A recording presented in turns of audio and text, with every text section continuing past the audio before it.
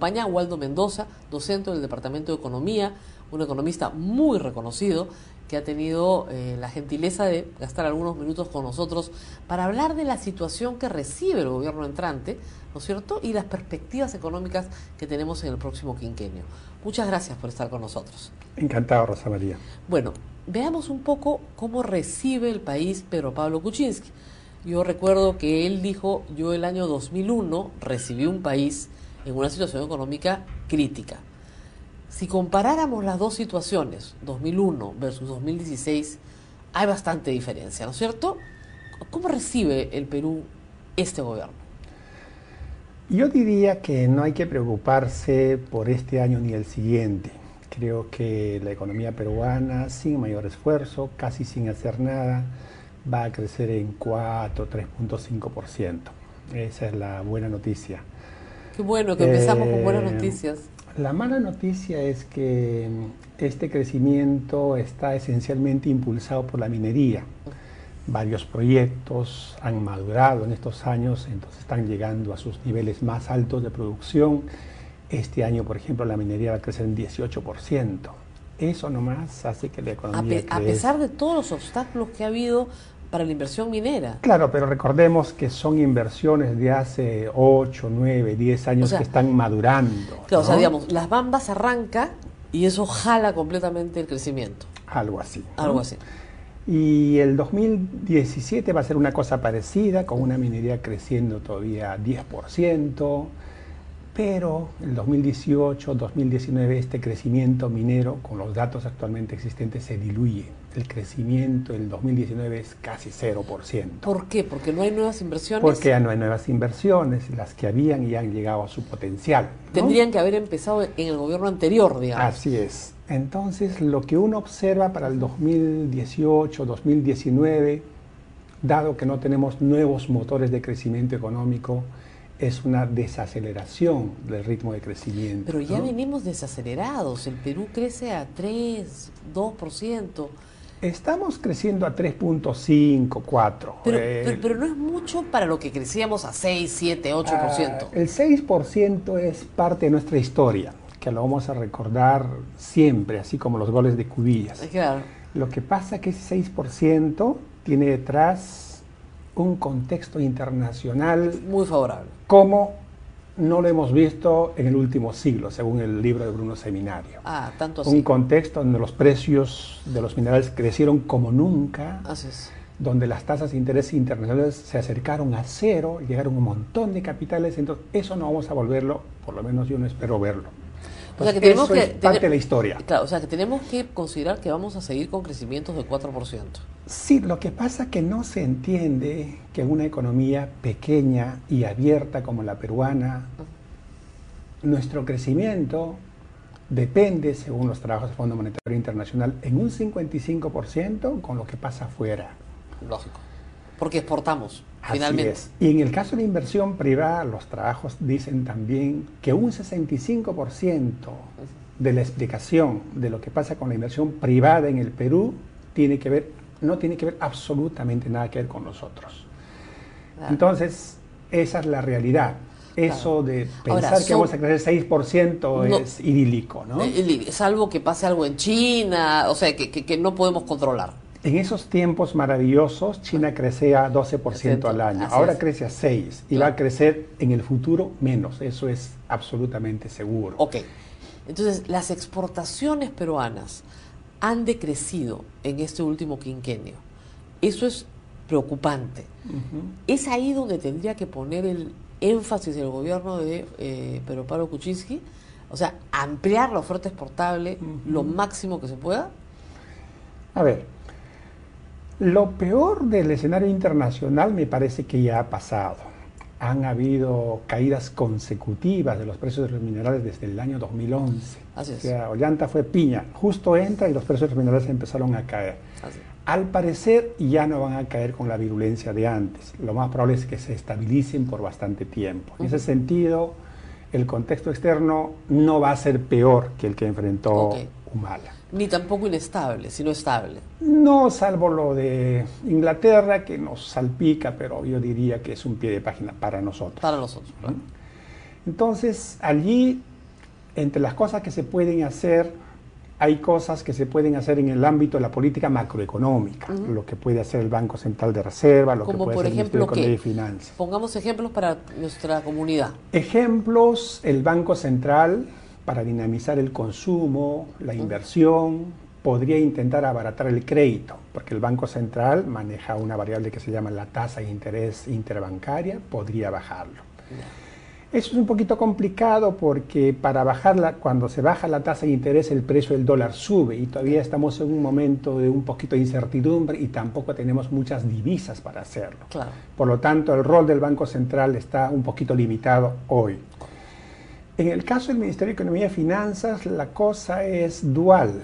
Por un lado, nuestra deuda pública, como porcentaje del Producto Bruto Interno, es de las más bajas de América Latina. Solo Chile tiene una deuda más baja y es de las más bajas en el mundo. Así es. Eso se trabajó muy bien y se hizo. Eso es, digamos, producto de este ciclo de largo crecimiento económico, ¿no? Sin embargo, en los últimos 5 años, el gasto público ha estado creciendo a un ritmo de más o menos 12%. Mientras que los ingresos han estado creciendo a un ritmo de 4%. O sea que tenemos un déficit fiscal. Un déficit fiscal y como tendencia uno mira que el gasto público hace así y el ingreso hace así. Eso no puede continuar por muchos años. Como yo siempre digo a la gente, del mismo cuero se hacen todas las correas, ¿no es cierto? Y ese cuero es la espalda del contribuyente, no hay de dónde más. Entonces, si no hay más tributos, el Estado no puede gastar más. Así es. Entonces, hoy en día se está gastando, ¿qué? Las reservas. No, en el Estado uno puede gastar por encima de sus ingresos o bien endeudándose o bien utilizando ahorros pasados. Por eso, son las formas de financiar. A eso me refiero, ¿no? Estamos gastando ahorros pasados. En parte endeudándonos y en parte utilizando ahorros pasados. Ahora, el Estado tiene que hacer gasto público grande porque tiene que educar, tiene salud, tiene agua. El presidente ha prometido agua y desagüe para todos los peruanos. Tiene que gastar. Si no gasta, digamos, no hay posibilidad tampoco de desarrollo y las personas se verían limitadas porque no tendrían educación, salud, carreteras, etcétera. ¿Cómo resolver ese problema? A ver, hace unos 4 años teníamos un superávit fiscal de alrededor del 2% del PBI. Hoy vamos a terminar con un déficit fiscal de alrededor del 3% del PBI, que era el mismo déficit que teníamos a principio de siglo. Es una especie de prosperidad falaz de Basadre, ¿no? Claro. Estamos en ese sentido casi en el mismo sitio, ¿no? Entonces, las autoridades tienen que decidir cómo va a ser ese déficit. O sea, si contraen el gasto es una posibilidad, o si se endeudan. Así es, o si buscan más recursos. ¿De dónde? Del contribuyente. Del contribuyente, por supuesto. Entonces, con una oferta de un presidente que ha dicho que va a bajar el IGB. Hay un problema allí. Los déficits no son necesariamente malos, ¿no? Pero digamos que hay márgenes de maniobra. Lógico. Una cosa es hablar de un déficit, ahorita estamos con 3%, 3.5, 4, 4.5, con el nivel de endeudamiento que tenemos no es un problema. Pero si ese 3.5 o 4% es por 10 años, ya es un problema. Entonces lo que la teoría recomienda es, endeúdate, ten un déficit, pero asegúrame que esa trayectoria va a ser así. Claro. Y la única manera que esa trayectoria sea así es que el gasto que ese déficit tenga detrás básicamente inversión pública. Claro. La inversión pública tiene la gran virtud de que te reactiva la economía. Claro. Y te eleva el producto a largo plazo porque es infraestructura que se queda y tiene la gran virtud de que se termina la obra pública y el gasto desciende, no a cero, porque hay mantenimiento y todo eso. Entonces, toda la literatura... ¿Eso es el modelo Keynes, digamos? Es el modelo Keynes. Keynes decía, dijo, o bajas impuestos o subes gastos, pero digamos, los trabajos empíricos que existen en el Perú y en América Latina muestran que el efecto reactivador de un sol de inversión pública es muchísimo más alto que el efecto reactivador de un sol bajando impuestos. Ok, entonces usted lo que recomendaría es, lo que deberíamos ver es un Estado gastando más, pero gastando más, claro, en cosas que tengan, como usted dice, una permanencia en el tiempo, que me garanticen en el tiempo. Entonces, si yo hago una buena carretera, si hago un buen puente, si hago un gasoducto, si hago un oleoducto, si hago un aeropuerto, un puerto, estoy dejando una infraestructura enorme que además da muchísimo empleo, porque la construcción da muchísimo empleo, o sea, eso es clarísimo. Pero invertir en educación, por ejemplo. También es bueno, porque inversión es capital humano. Claro. Se eleva la capacidad comprensiva, lectora, de trabajo de la población, pero eso también es como carretera. Exactamente, y eso hace que las personas puedan tener un mejor empleo. Así y puedan producir, la productividad del país mejore, porque la persona está mejor entrenada, las personas están mejor Cualquiera de entrenadas. esas opciones, gastar en infraestructura física o en capital humano, en educación o salud, es mejor que bajar impuestos. Esa es mi opinión. Ese es mejor. ¿Y simultáneamente no se pueden hacer? Lo que pasa que para que una reducción en el IGB tenga efectos en la economía, hay dos problemas. Uno, el impulso deficitario de una obra pública es transitoria. Así es, hasta que termine la obra. ¿Ah? Quiero un déficit de largo plazo de 1%, porque eso es lo que dice la ley de responsabilidad. Entonces, por 1, 2 años tengo 3, 4 y luego vuelvo a la senda normal. El IGB no tiene camino de retorno. Claro. Es como subir sueldos. Claro, no voy a recuperar lo que No, le he es dejado como de subir gastar. sueldos. Eso es por un lado. Es como dice, es un avión que va con asientos vacíos, ¿no? Algo No lo así. puedes volver a vender. Algo así. Y el otro problema es que para que una reducción del IGB tenga efectos, primero las empresas tienen que bajar los precios. Y no los bajan. Eso es discutible. Claro, la discusión Si es bajas el IGB y los precios no bajan, entonces... la ganancia para la empresa. Entonces, teórica y empíricamente está probado que la opción de la infraestructura física o humana es muchísimo mejor que la opción de los impuestos. Ok, ahora, el objetivo, ¿no es cierto?, de la propuesta de Kuczynski es formalizar. Y es verdad, digamos, que es un escándalo que el 80% de la PEA peruana no sea formal. O sea, son trabajadores dignos que tienen derecho a estar en una planilla y tener algunos beneficios, aunque sean prestaciones de salud. El país no se ha formalizado porque formalizarte es caro. Caro en términos de planilla laboral y caro en términos tributarios. La idea de Kuczynski es que si bajas impuestos, atraes a la formalidad a más personas. Ha ofrecido 50% del país formalizado al terminar su mandato. ¿Usted cree que eso sea posible con esta estrategia de bajar impuestos? Lo mejor que he leído sobre este tema de la formalización, y he leído varias cosas, es un trabajo que lo aprendí en la maestría hace 20 años. Es un trabajo del profesor Adolfo Figueroa que dice esencialmente lo siguiente. En una economía como la peruana hay dos sectores distintos. Un sector capitalista, empresarial, con alta productividad, y otro sector no capitalista, con poca productividad. En Escocia, hace como 50 años, la cosa era parecida.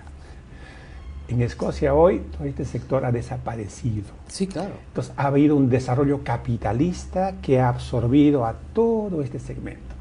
Pero el problema esencial es la productividad del sector capitalista. La alta productividad le permite pagar salud, salario mínimo, impuestos, AFP vacaciones, y todo lo que se le ocurra. La productividad de este sector no le permite pagar ni salario mínimo, ni impuestos, ni nada. Entonces, el tema es de brechas de productividad. O sea, usted lo que, en vez de estar atacando el tema tributario o laboral, usted lo que dice es que hay que mejorar la productividad de ese pequeño empresario. Claro, algo ayuda pues el impuesto y todo eso, pero digamos que es un pie de página en términos del gran problema que tenemos, ¿no? Ahora, por ejemplo, una pequeña empresa familiar, digamos que prepara desayunos y le va muy bien, ¿no es cierto? Porque tiene un puesto en un mercado y, digamos, la familia trabaja toda desde las 4 de la mañana, trabajan niños, trabajan grandes, o sea, con todos los problemas que tiene, eso tiene, ¿no es cierto? Y ese trabajo, ¿no es cierto?, que termina a las 10 o 11 de la mañana, les permite tener un ingreso diario para comprar insumos y vivir.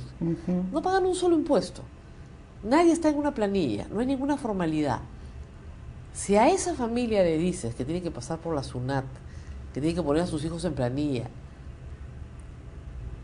no le sirve de nada que el impuesto sea 15 o que sea 8, porque está pagando 0. A mí también me parece eso. ¿Cómo hacemos para que esa familia se formalice?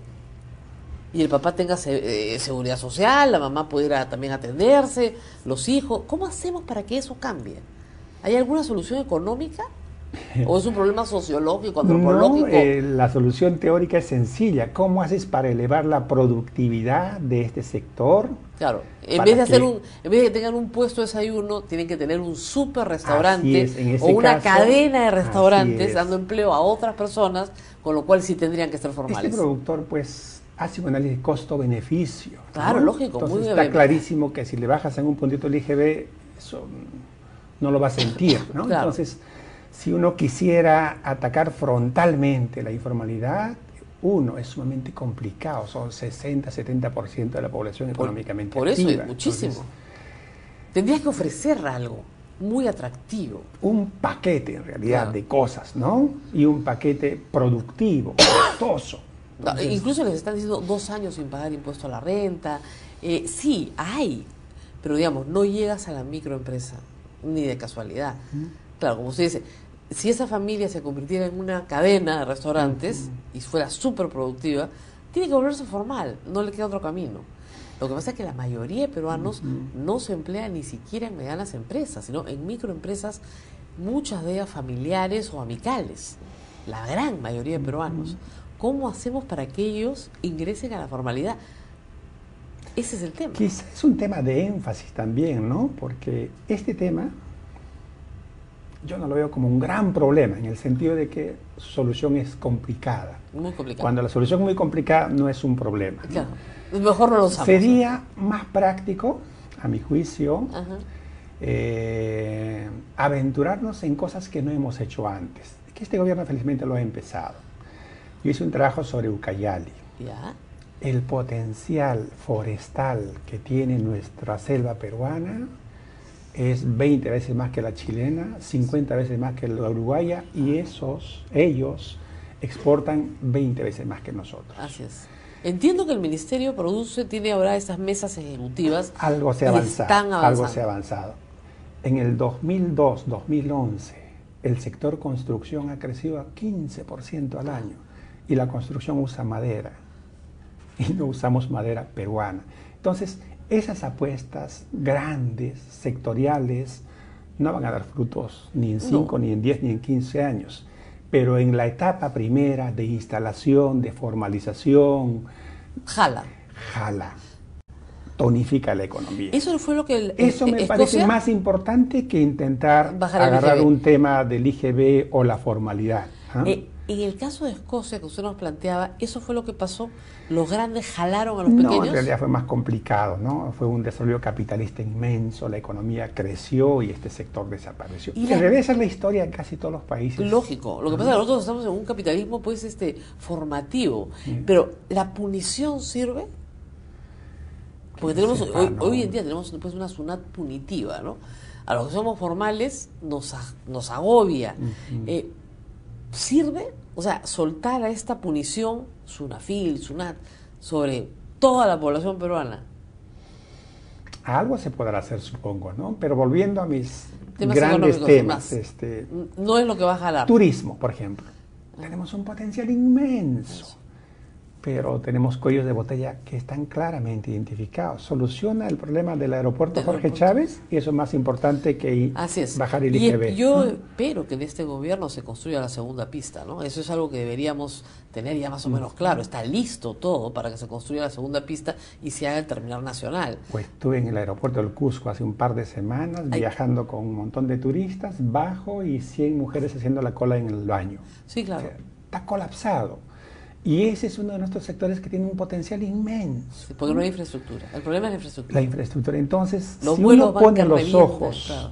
al tema forestal, al tema de turismo, que no te va a dar frutos ahorita, pero vas a salir de ese bache que se aparece Entonces, en el 2018, 2019. ¿apostaría entonces al consumo interno, ¿no es cierto?, de determinadas áreas que han sido abandonadas, digamos? Al desarrollo de la infraestructura, claro, en claro. realidad, de esos sectores. Para jalar, ¿no? para jalar. Y eso nos garantizaría el 2018, que es el año malo de 2019, que las cosas se mantengan más o menos. La idea es llegar al bicentenario pues con alguna dignidad. Profesor, deme algún auxilio. ¿Usted cree que lleguemos al bicentenario aunque sea un 4%? Yo creo que sí. Creo que 3-4% es nuestro crecimiento normal. Ese no hay que... Pero ese no nos alcanza para sacar a toda la gente de la pobreza. Sí, pues quisiéramos 10. No, pero obviamente, las cifras no nos dan. En un buen contexto internacional hemos crecido 6%. De ese 6%, 3.5% no es nuestro, es regalo. Claro. Ese regalo ha desaparecido. Entonces, nuestro normal, con mucho esfuerzo, es 3.5, 4. ¿no? ¿Y con eso podríamos eliminar la pobreza en cuántos años? La pobreza esencialmente depende del crecimiento económico, ¿no? Porque cuando la economía crece... Claro, la gente sale de la pobreza. Lo que pasa es que la gente no entiende también que no es solo el empleo, el salario que te da el crecimiento. Ese crecimiento económico te genera tributos, impuestos. Lógico. Y con esos impuestos, beca 18, Jaleo, agua y desagüe, entonces, claro. El crecimiento económico explica casi el 99% de lo que pasa con la pobreza, visto así en su conjunto. Pero si solo crecemos al 4%, ¿cuántos años nos demoramos en sacar al 25% de pobres que todavía tenemos? Demorará, pero así es la vida. O sea, no, yo soy profesor, pero más o menos 10 años. Más o menos, sí. 10 años. En 10 años, con un crecimiento de 4%, podríamos pensar que el Perú ha reducido su pobreza. Sustantivamente. Bueno, no son tan malas noticias, ¿no? En realidad, si uno mira la vecindad, la vecindad América Latina en este año va a caerse en 1%, Brasil en 4%, Venezuela en 8%, Argentina en 2%, Chile va a crecer 1%. Es un desastre, claro. Vamos a ser los líderes. Somos el Creo que en este año y el siguiente. Del continente, pero eso es bueno porque acá hay disciplina, porque yo creo que usted y yo somos más o menos de la misma edad, nuestros alumnos son más jóvenes, hemos visto cosas tan terribles que nos hemos acostumbrado a la disciplina. Nosotros venimos de una generación disciplinada, pero la generación que nos sigue es bastante indisciplinada. O sea, creen que el crecimiento siempre va a existir. Nosotros venimos de un mundo en el cual el crecimiento y la pobreza eran lo natural, ¿no? ¿Va a haber un cambio generacional, usted cree? Antes de responder tu pregunta, la otra buena noticia que debo dar es que yo conozco a Pedro Pablo. Pedro Pablo es de aquellas personas que entre los 1000 problemas vota al 997 y se queda con los problemas. Tiene una capacidad de focalización. Tiene una capacidad impresionante de abstraer las cosas intrascendentes y concentrarse en lo esencial. Entonces yo estoy absolutamente seguro que estos temas que estamos conversando, él los sabe 20 veces más. ¿Ya? Claro. El tema de los jóvenes, cuando hablo a los chicos de 20 años les digo, la mitad de vuestras vidas, los 10 años de sus vidas han sido los mejores de los últimos 150 años. Difícil que lo vuelvan a ver. No han conocido la hiperinflación, han conocido la abundancia. Esa abundancia, esa década dorada, no lo vamos a ver en muchísimo tiempo más, ¿no? Pero crecer a 3.5, 4 por 15, 20 años no es malo. No, para nada. nada. Con ese crecimiento a una velocidad mayor que el resto, Perú tiene potencial para ser líder en América Latina. Así que para ser el país moderno que ha prometido Pedro Pablo Kuczynski, ¿sí? En 5 años, él dice que quiere modernizar el Perú. Es un esfuerzo enorme, ¿no? Es un esfuerzo enorme, pero tengo la impresión, para bien, que Pedro Pablo está pensando en políticas sociales universales. Exactamente. Y no poner mucha atención en las políticas muy microeconómicas, porque este país, en Estados Unidos, uno mira una isla de pobreza, un mar de riqueza, entonces uno focaliza. Pero aquí pues es un mar de pobreza, no es una isla de riqueza, entonces la focalización metodológicamente no es buena. Si tenemos buenos colegios, buenas escuelas, buenos hospitales, buenos caminos, agua y desagüe, esa es en realidad la política social que este país necesita, y creo que el presidente lo está viendo así. Muy bien, muchísimas gracias. Hay que decir como disclosure que el profesor Waldo Mendoza ha sido viceministro justamente de Pedro Pablo Kuczynski, o sea que lo conoce perfectamente bien cuando fue ministro de Economía. Así que son buenas noticias. Podemos despedirnos con un ánimo En promedio creo que sí. en promedio. Muy bien, muchísimas gracias. Saben, para nosotros ha sido bastante gratificante comprobar que teníamos razón cuando dijimos ya desde su mismo comienzo que la industria de la fracturación hidráulica era un despilfarro superfluo y un sinsentido.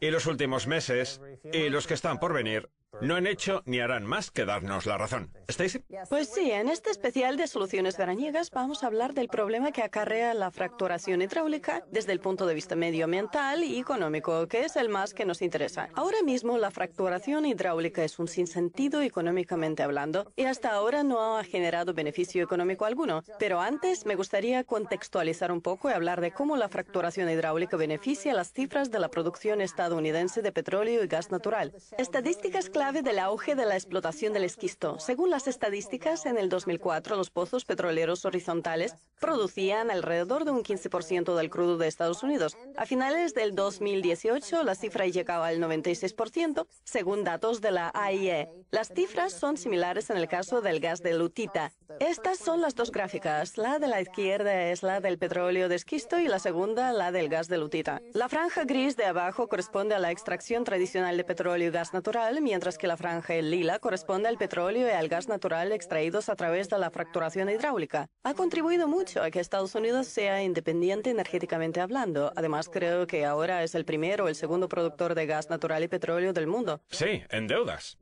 El primer productor de deudas.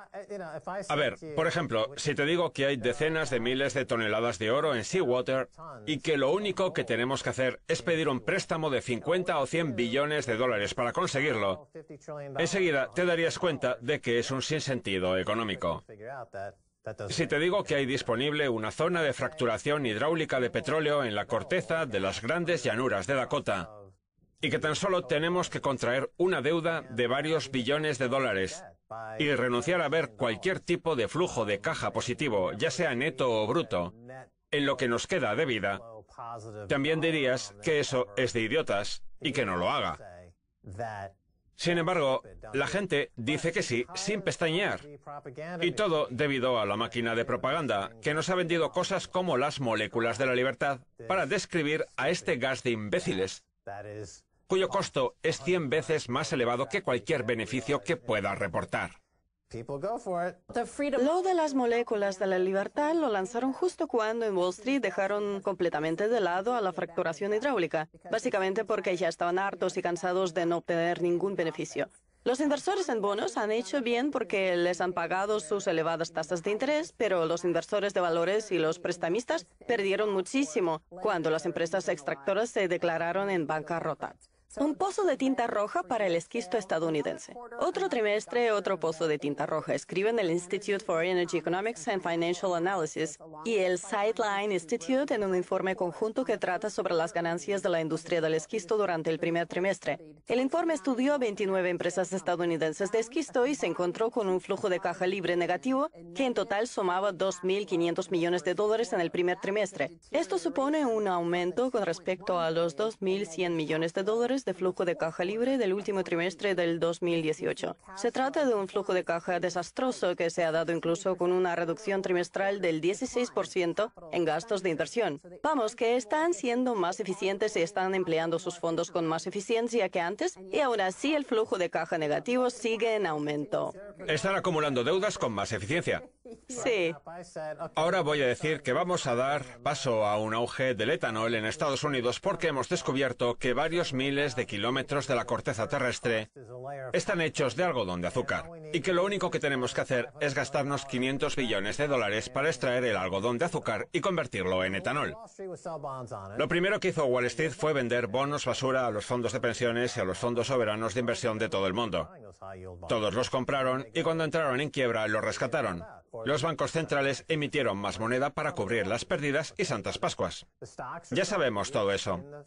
Los valores se venden a idiotas en el mercado de valores que le compran hamburguesas sin carne a Beyond Meat y que ahora están en plena caída libre hacia el cero, porque todo es basura. A la gente se le va la cabeza con el mercado de valores. A los fondos de inversión y de pensiones es a los que más ha afectado porque están a cargo de imbéciles contratados por Wall Street para que defrauden. También sabemos eso.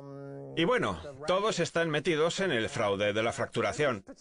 Me parece especialmente interesante el hecho de que hace 100 años descubrimos el petróleo y tuvo lugar el auge de la ingeniería de la combustión, de la mecanización, de la revolución industrial. Ahora hemos llegado a un punto en el que un día de estos intentarán monetizar las heces de las moscas y convertirlas en el suministro de energía estadounidense. Lo único que tendríamos que hacer es montar granjas de moscas. Y cuando Wall Street las financiara, lo único que necesitaríamos son 500.000 billones de dólares. Le venderíamos unos cuantos bonos basura a Arabia Saudí. Y la tecnología daría energía negativa porque consume más energía de la que produciríamos con las heces de las moscas. Así que no tengo duda alguna de que sería todo un éxito. Básicamente porque hemos llegado a una especie de idiocracia a lo Mike Drudge. Si no conocen la película Idiocracia, hagan el favor de verla para entender que Estados Unidos está ahora mismo regando el césped con Gatorade y se ha convertido en un completo imbécil funcional hasta un punto de no retorno. Vamos a volver al tema de antes porque, por ejemplo, al principio Silicon Valley decía que Uber, Google, Facebook o cualquiera de esos generaban un flujo de caja negativo en sus comienzos, pero al final fueron ganando terreno y ahora controlan el mercado. Los inversores que dedicaron fondos a la fracturación hidráulica allá por el 2004 y el 2008, lo mismo pensaron que con el tiempo sería más eficiente, que la cosa avanzaría y mejoraría tecnológicamente, que sería el caballo ganador y ganarían dinero. Así que quizá al principio... No podemos comparar la fracturación hidráulica con Uber. Pues claro. Porque Uber es una aplicación que tiene un costo de producción cero, porque los electrones no son un bien escaso, mientras que la fracturación hidráulica es una fuente finita de energía. Y la economía que la rodea se basa en deudas desde el primer día. Nosotros dijimos desde el día 1 que esto no derivaría sino en pérdidas. Esa era nuestra postura y ahora nos merecemos una palmadita en la espalda mientras señalamos que la cosa no hace más que empeorar. Y volviendo al informe del Institute for Energy Economics and Financial Analysis, la incapacidad de la fracturación hidráulica para generar un flujo de caja positivo debería preocupar a los inversores, señalan el Institute for Energy Economics y el Sightline Institute. Hasta que las empresas de fracturación hidráulica prueben que pueden generar tanto efectivo como hidrocarburos, los inversores deberían considerarlas un sector especulativo con malas perspectivas y un modelo de negocio fracasado. Vamos, que no funciona ni para atrás por dos razones. La primera, la Unidad Térmica Británica, abreviada UTB, una unidad de energía que establece que la energía que entra es superior a la que sale. Así que energía negativa, esa es la primera razón. La segunda razón es que la cantidad de efectivo que entra siempre será superior a la cantidad de efectivo que sale. Bien, pues lo que es obvio desde el primer día es que la vida útil de los pozos de fracturación hidráulica ni siquiera se acerca a la duración media de los bonos basura a 20 o 25 años. No es como si estuviéramos en el campo de Ghawar de Arabia Saudí y pudiéramos hincar una pajita en el suelo para que saliera petróleo a chorros y pusiéramos el barril a $2 cada uno. Por Dios, en Estados Unidos hacen falta como 90 o 100 dólares por barril solamente para perforar el suelo. Y por cierto, el precio del petróleo está desplomándose. Es que en el campo Ghawar llevan ya 60 años produciendo petróleo y los campos de fracturación hidráulica estadounidenses solo son capaces de producir durante 2 o 3 años. Y eso sin contar que al año y medio la producción empieza a decaer. Pero los bonos a 20 años no. Sin embargo, también se produce bastante rápido y eso está acabando con el sector petrolero tradicional. Los precios tienen un tope, es decir, que no pueden superar los 60 o los 70 dólares sin que los que trabajan en la fracturación hidráulica se pongan a producir más petróleo y más rápido en algún campo petrolero pequeño, porque de todas formas ese campo va a llegar al límite y quedarse sin nada en un año o año y medio. Así que les da igual. Las empresas petroleras tradicionales más grandes como Exxon, Shell y derivados tienen que saber de antemano que los campos petroleros tradicionales requieren más tiempo a la hora de construirse y planearse. Por eso y a causa de los que trabajan en la fracturación hidráulica están retirando las inversiones. En cierto modo, nos estamos encaminando hacia un futuro mercado de auténticos locos. Ah, sí. Veo que son rápidos y que dudan entre vender gas de fracturación hidráulica o vender magdalenas. En cuanto baje el precio del gas, se pasarán en un santiamén al negocio de las magdalenas y saldrán ahí fuera, a Dakota del Norte, a venderle a una población de 40 personas suministros masivos de millones de magdalenas financiadas por bonos colaterales de magdalenas, que a su vez los han vendido Morgan Stanley y Goldman Sachs a los fondos de pensiones y los fondos soberanos de inversión con una rentabilidad del 8%, porque lo necesitan para cumplir con sus requisitos de amortización, o de lo contrario tendrán que confesar que están en quiebra y quedará grabado. Bueno. Y luego cuando los precios suban dirán, no, basta ya de magdalenas, nos volvemos a la fracturación. Y entonces empezarán a extraer gas y hacer magdalenas como locos y a fondo perdido. Yo qué sé, elijan ustedes. A la gente le afecta mucho este asunto y sobre todo ahora que les ha dado por llamarlos moléculas de la libertad.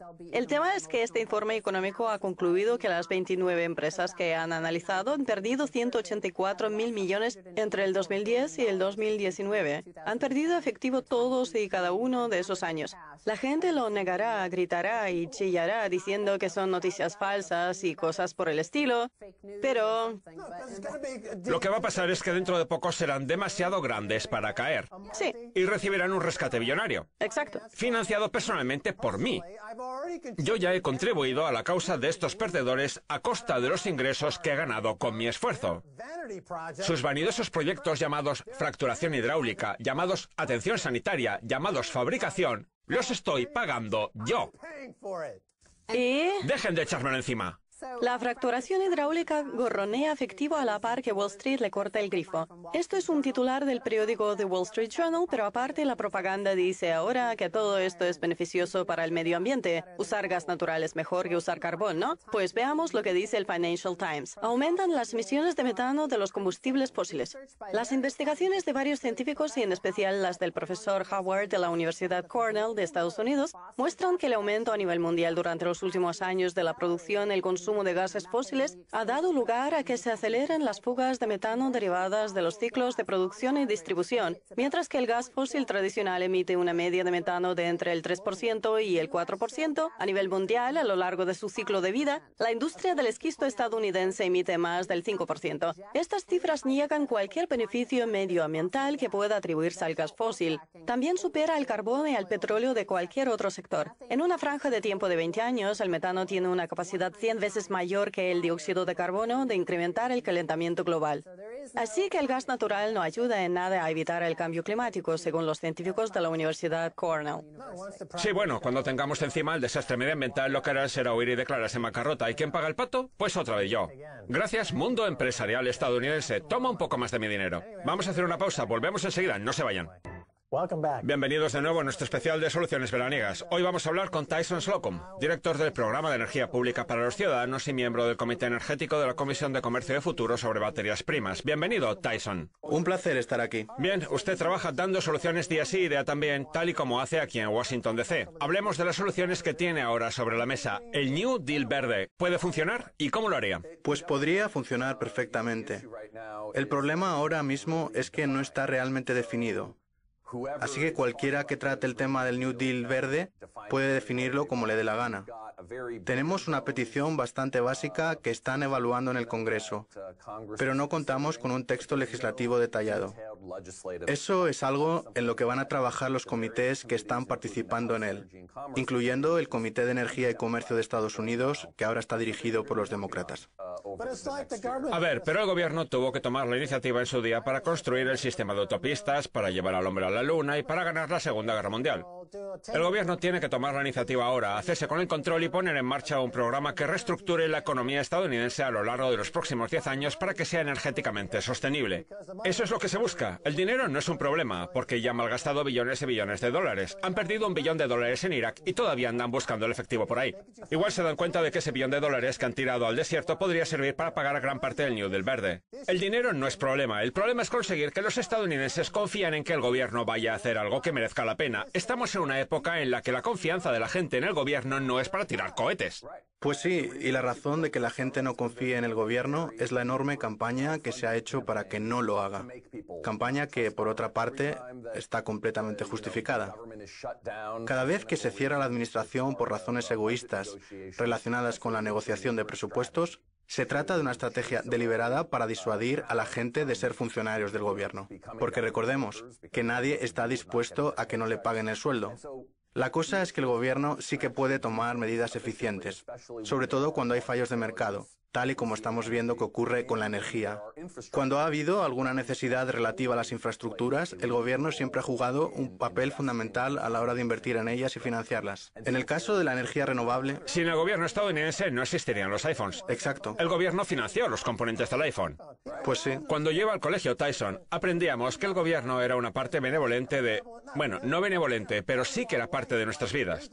Era todo como, mira, esto es el gobierno y así es como se hace una factura. Mira, esto es un dibujito de cómo un tipo hace una factura y se la manda al gobierno. En fin, era parte de la vida. Norman Rockwell pintaba cuadros del gobierno y ahora el gobierno ha pasado a ser un asco. ¿Cómo se puede vivir sin él? En Estados Unidos es el gobierno el que financia cosas para la gente. Es nuestro gobierno. Y si odiamos a nuestro gobierno, nos odiamos a nosotros mismos.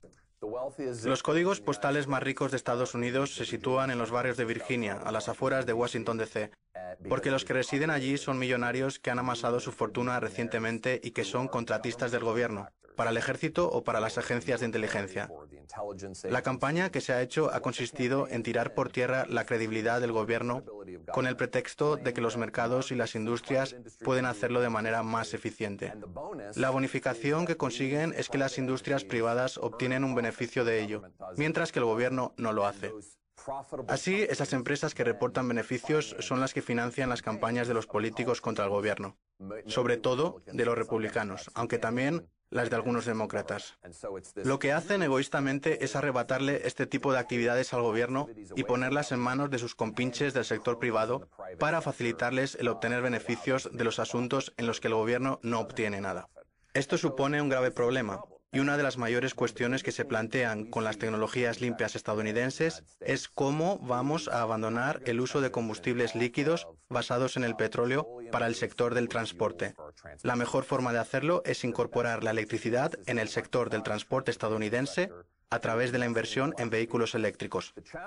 El reto reside en que hay que invertir en la infraestructura de recarga para hacer que los vehículos eléctricos funcionen, para aumentar su autonomía y para asegurarnos de que podemos cargar nuestro vehículo de una manera adecuada y asequible. Ahí es donde el gobierno va a tener que invertir en grandes cantidades. La economía de escala. Eso es. Los empresarios que se dedican al sector tecnológico pueden ampliar una empresa con la idea de que pueden alcanzar la masa crítica y están dispuestos a fundirse todo el capital de riesgo para llegar ahí. Pero no pueden saber si lo conseguirán. Si uno construye vehículos eléctricos y necesita un capital enorme para gastarlo en la infraestructura e instalar estaciones de recarga, ese papel debe desempeñarlo precisamente el gobierno. Sí. Porque es el gobierno el que puede desembolsar 50 millones o 50.000 millones de dólares para construir estaciones de recarga en las autopistas. A partir de ahí, la gente y los empresarios ya pueden lanzarse a fabricar vehículos, coches y todo lo que quieran. Hay sitio de sobra para el capitalismo y sitio de sobra para el gobierno. Ambos deben aceptar que deben coexistir. Sí. Y que se complementan mutuamente. La gente tiene una idea fundamentalista del mercado y cree que los mercados son Dios y que la fijación de los precios es sacrosanta y no hay nada mejor que eso, pero es falso. Ni siquiera Adam Smith discutió eso. En su teoría de los sentimientos morales, él mismo dice que si pones a unos cuantos mercaderes en una misma habitación, lo que van a hacer es fijar los precios. Y eso es lo que hemos hecho nosotros. Hemos fijado los precios en el sector bancario y en el sistema sanitario. La economía está plagada de monopolistas y es un asco porque el mensaje de fondo es que el gobierno no puede hacerlo bastante. La gente es idiota si piensa que paga esa cantidad de dinero por recibir atención sanitaria porque la industria privada le está ayudando. Cierto. La industria privada está dejando a la gente desplomada y en el caso de la crisis de los opiáceos la está matando. Exacto. Y todo esto es un fracaso del gobierno. ¿Y ahora qué hace? ¿Se promociona a sí mismo? ¿Cómo volvemos a...? Los demócratas han hecho un trabajo terrible, porque los republicanos tienen un eslogan de lo más simple. El gobierno es malo, los mercados son buenos, paguemos menos impuestos. Sin embargo, los demócratas siempre se mantienen impasibles, al menos por lo general. No obstante, ahora está saliendo una nueva generación de demócratas que están cambiando las cosas. Caso de Alexandra Ocasio-Cortez y su New Deal verde.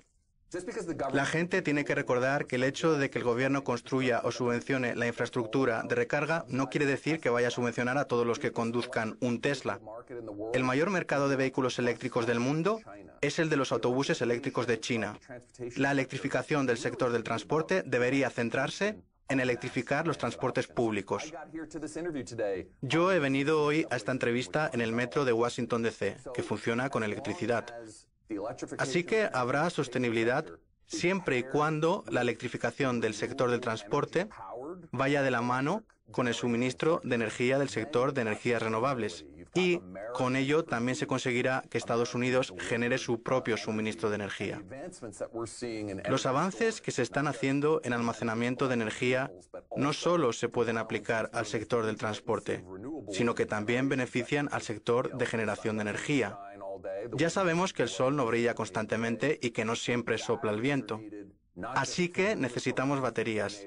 Aparte de para desplazarnos de un lugar a otro con el transporte, para hacer que la energía renovable sea más eficiente todavía. Yo tengo una batería para el hogar y energía solar y eólica. Almaceno energía en los días en los que el tiempo se presta a ello y me parece un grandísimo avance. ¿En qué cree usted que se ha avanzado más con la energía renovable? ¿En la energía solar o en la eólica? ¿Qué ámbito está a la vanguardia de las energías renovables actualmente? Pues en el caso de la energía eólica se están construyendo turbinas cada vez más grandes. Cuanto más grandes sean las turbinas y sus aspas, más energía podrán producir y menor será el precio. También estamos observando una bajada radical de los precios de la energía eólica marina. Construir parques eólicos en las aguas estadounidenses siempre ha sido más caro que construirlos en tierra y en territorios como Iowa y... Dice que en el caso de la energía eólica es importante el tamaño de las aspas de los generadores. Entiendo entonces que eso afecta de alguna manera a los materiales. Sí. Y al desarrollo de nuevos materiales, lo cual también implicaría todas las industrias del mundo. Exactamente. Se trata de tecnología de vanguardia que, si no es financiada por el gobierno, pasará a estar en manos de las empresas privadas en algún momento. Y la manufactura tiene que ser nacional, porque no tiene sentido que se fabriquen las turbinas en China, en Alemania o donde sea. El New Deal verde va de eso en realidad, de ser conscientes de que Estados Unidos siempre le ha dado la espalda a todo cuando los patrones cíclicos de nuestra economía se han ido al garete. No por nada hay una zona enorme de Estados Unidos a la que llaman cinturón del óxido, en referencia a las moles oxidadas de las antiguas fábricas. ¿Usted se preocupa por la gente de los Apalaches de Virginia Occidental porque ya no pueden ganar dinero con la minería del carbón? Pero de hecho, complementar las nuevas fuentes de producción de energía con la generación de energía en zonas de Estados Unidos que han estado históricamente desatendidas puede mitigar los costos de transición que hemos tenido en Estados Unidos a lo largo de la historia. Creo que los promotores del New Deal verde reconocen abiertamente que podemos hacer las cosas de otra manera, que podemos centrarnos en la sostenibilidad y producir energía a partir de fuentes de energía nacionales y más baratas. Y todo eso podemos hacerlo creando más puestos de trabajo en Estados Unidos. Y eso sin contar con todo el programa que tienen planeado y que incluye renovar los edificios para que sean más eficientes energéticamente. Hablamos de un programa de creación de puestos de trabajo inmenso, que no solo consiste en poner paneles solares en los tejados de los edificios, sino que incluye la renovación de los edificios viejos, aislando las ventanas para que la construcción sea más eficiente energéticamente y no tenga que utilizar tanta energía para calentarse o enfriarse. Todos estos aspectos son los más fáciles en lo que se refiere al rendimiento financiero de la inversión. Los consumidores siempre van a salir ganando, ya que los costos de la inversión en la eficiencia y la utilización de las energías renovables son más reducidos. Una pregunta. Reino Unido, Estados Unidos y Canadá invierten dinero de los planes de pensiones en bonos basura de fracturación hidráulica. Y resulta un tanto extraño si tenemos en cuenta que estas mismas entidades públicas dicen querer evitar el cambio climático. Aquí se ve que se contradicen a sí mismos, y es algo que suele pasar con este tipo de grupos activistas. Tienen una postura de cara a la galería y se dicen ecologistas, pero entre bastidores invierten el efectivo en empresas y bancos que negocian con empresas que van en contra de lo que ellos supuestamente defienden como activistas. ¿Cómo cree usted que... ¿Cree que supone un problema? Y si así lo cree, ¿cómo educamos a estos grupos para que entiendan la relación entre una cosa y la otra? Veamos, la fracturación hidráulica no solo atañe al petróleo, sino también al gas natural. Hay empresas como Shell que se proclaman ecologistas por apostar por la producción de gas natural en lugar de por el carbón, que es lo que han hecho toda la vida. La gente lo acepta como cierto, aunque sea totalmente falso.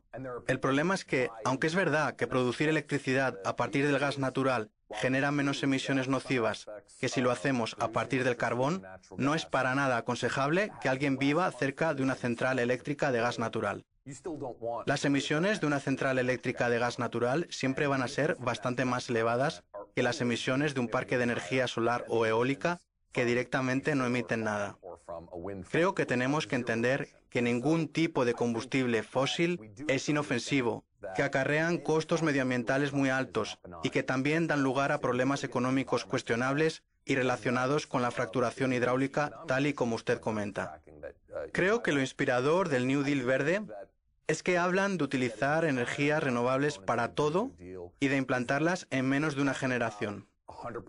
Si nos paramos a mirar dónde estamos en lo que se refiere a la tecnología medioambiental y al funcionamiento de las baterías, vemos que ya estamos ahí. No se trata de ningún concepto abstracto o teórico. Estamos en un momento de la historia en el que la energía renovable, especialmente la que proviene de grandes parques solares y eólicos, es la fuente de energía más barata de todo el sistema energético estadounidense. ¡Madre mía! Y es maravilloso. Pero es fantástico. Sí que lo es. Y una solución de verdad. Una solución real. Es baratísimo pasarse a las renovables. Sí. Tyson, gracias por dedicarnos estas palabras tan alentadoras y emocionantes en nuestro programa de soluciones veraniegas. El placer es mío.